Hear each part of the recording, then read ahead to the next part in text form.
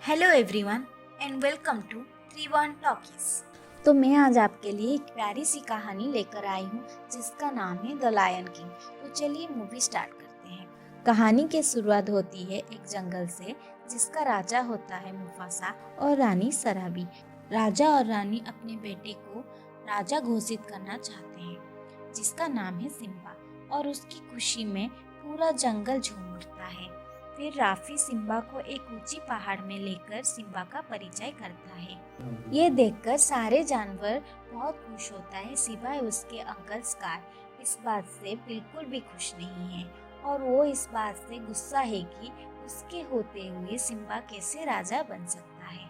दूसरे सीन में हम देखते हैं कि सिम्बा धीरे धीरे बड़ा हो रहा है और उसके साथ वो बहुत शरारती भी होता है। दिन भर हंसते खेलते रहता है और साथ में मजाक मस्ती करता रहता है। नेक्स्ट सीन में हम देखते हैं सिम्बा अपने पापा के साथ खेल रहा होता है और मुफासा अपने बेटे को कहता है कि कैसे वो हमेशा उसका साथ देगा और उसको ये भी सिखाता है कि कैसे राजा बन के जंगल के ध्यान रखना है। साथ ही में जंगल के उस पार ना जाने के लिए भी कहता है। हम देखते हैं कि सिम्बा और स्कार कुछ बात कर रहे हैं। तब स्कार के दिमाग में सिम्बा को कैसे रास्ते से हटाना है ये सोचता है और उसको काली घाटी के तरफ जाने के लिए बताता है और उसको सोचने के लिए मजबूर कर देता है कि जो उस पार जाएगा वो काबिल बन जाएगा। और सिम्बा अपने खास दोस्त नाला के साथ काली घाटी के तरफ बढ़ता है।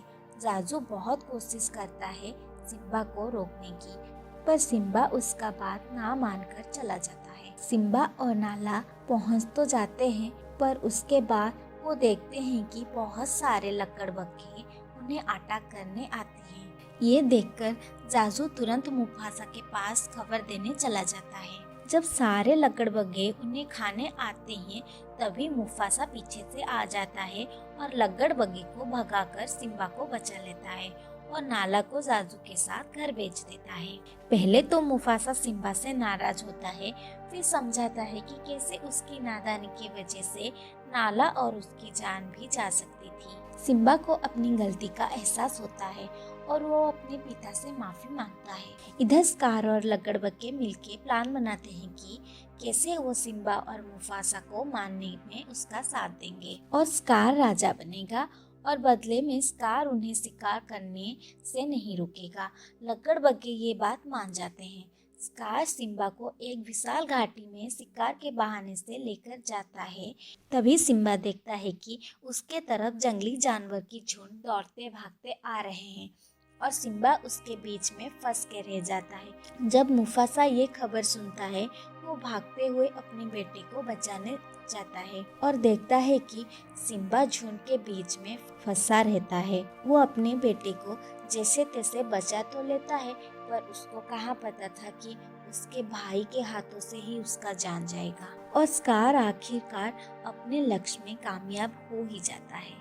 इधर सिम्बा अपने पिता के पास बैठकर रो ही रहा होता है कि स्कार आके सिम्बा के दिमाग में ये डाल देता है कि कैसे वो अपने पिता का मौत का कारण बना। स्कार सिम्बा से ये भी बोलता है कि यहाँ से भाग जाओ वरना सब तुमसे नफरत करने लगेंगे। ये सुन के सिम्बा भाग जाता है। फिर बनता है स्कार जंगल का राजा और जंगल में हुकूमत चलाता है। कुछ दिन गुजर जाता है। इधर सिम्बा एक नए जगह में आ जाता है और इधर उसे दो नए दोस्त मिलते हैं, टिमोन और पुम्बा, जो बड़े खुशमिजाज होते हैं। सिम्बा उनके साथ रहता है और उनके साथ ही बड़ा होता है। अब कुछ साल गुजर जाते हैं। इधर स्कार राजा बनके सबको डरा कर रखता है। जंगल में स्कार और लकड़बग्घे के अलावा कोई खुश नहीं है। स्कार मुफासा की पत्नी को अपना रानी बनाना चाहता है पर सराबी नहीं मानती, जिसके वजह से स्कार गुस्से में कहता है अब से शिकार को लकड़बग्घे खाने के बाद ही बाकी सैनियां खा सकती है। इधर नाला जैसे तैसे स्कार के चंगुल से बच के भाग जाती है और भागते भागते वो भी उस जगह चली जाती है जहाँ सिम्बा रहता है। सिम्बा नाला को देखते ही समझ जाता है कि ये उसकी दोस्त है। नाला सिम्बा को समझाती है कि कैसे स्कार उन पे जुर्म करता है, पर सिम्बा वहाँ जाने से इनकार करता है। इधर राफी को भी पता चल जाता है कि सिम्बा जिंदा है, तो वो खुशी से झूम उठता है और वो दौड़ते भागते सिम्बा से मिलने आता है और सिम्बा को अपनी पिता का परछाई दिखाता है और सिम्बा समझ जाता है कि कैसे उसके परिवार को उसका ज़रूरत है। फिर सिम्बा और नाला मिलके अपने घर जाने के लिए निकलते हैं। सिम्बा के पीछे पीछे टिमन और पुम्बा भी आ जाते हैं। रास्ते में उनको लगड़बग्गे मिलते हैं, जिनके ध्यान भटकाने के लिए टिमन और पुम्बा जाते हैं। इधर स्कार और सराबी के बीच में झगड़ा हो रहा होता है। स्कार गुस्से में सराबी के ऊपर हमला कर ही रहा होता है कि सिम्बा वहाँ आ जाता है। स्कार सिम्बा को देखकर चौंक जाता है, क्योंकि उससे लगता है कि सिम्बा मर चुका है।